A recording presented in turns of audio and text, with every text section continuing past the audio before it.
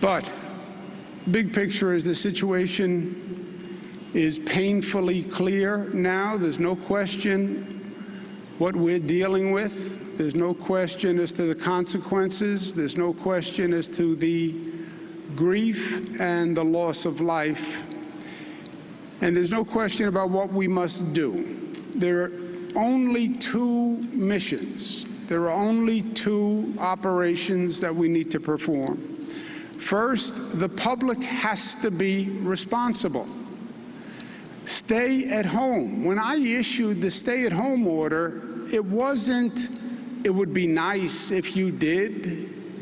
It is a mandate. Stay at home. If you're a non-essential worker, stay at home. If you leave the house, you're exposing yourself to danger.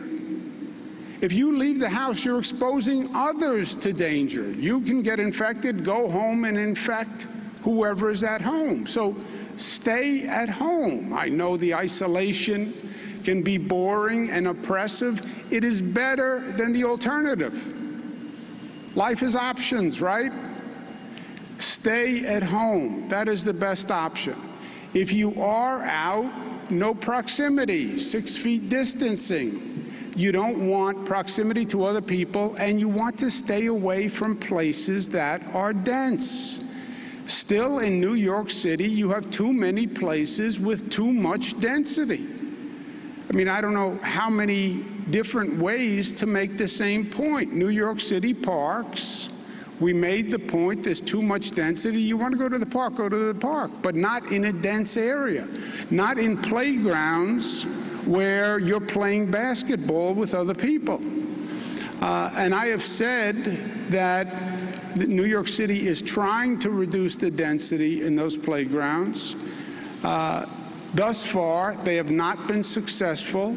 If that continues, we'll take a mandatory action to close down playgrounds, as harsh as that sounds, but it can actually save people's lives. So that's mission one. Mission two, and this is going to be more and more clear as we go on, the frontline battle is in the healthcare system. The frontline battle is going to be hospitals across the city, across the state, and across this nation.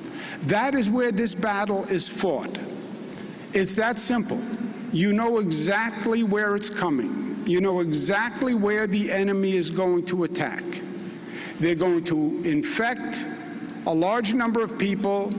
That number of people descend on the healthcare system. The healthcare system can't deal with that number of people. You overwhelm the healthcare system. That's what's happening. So, first step was flatten the curve, reduce the density, keep people home. We've done everything that we can possibly do there. Second step is don't let the hospital system get overwhelmed. The soldiers in this fight are our health care professionals.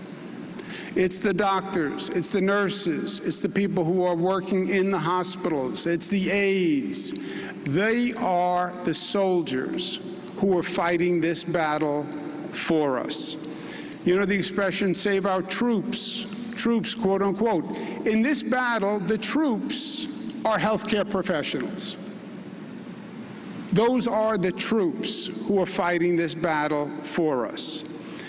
We need to recruit more healthcare workers. We need to share healthcare professionals within this state and within this country.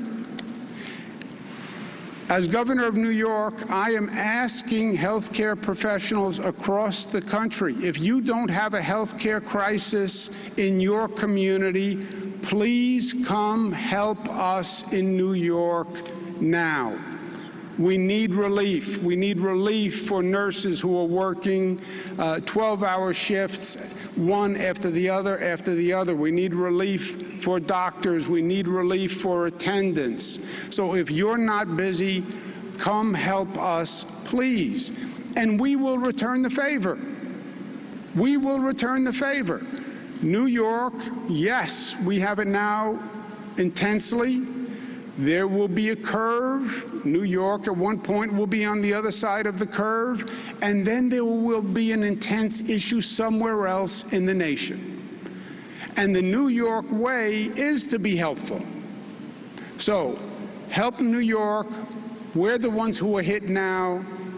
That's today, but tomorrow it's going to be somewhere else. Whether it's Detroit, whether it's New Orleans, it will work its way across the country. And this is the time for us to help one another.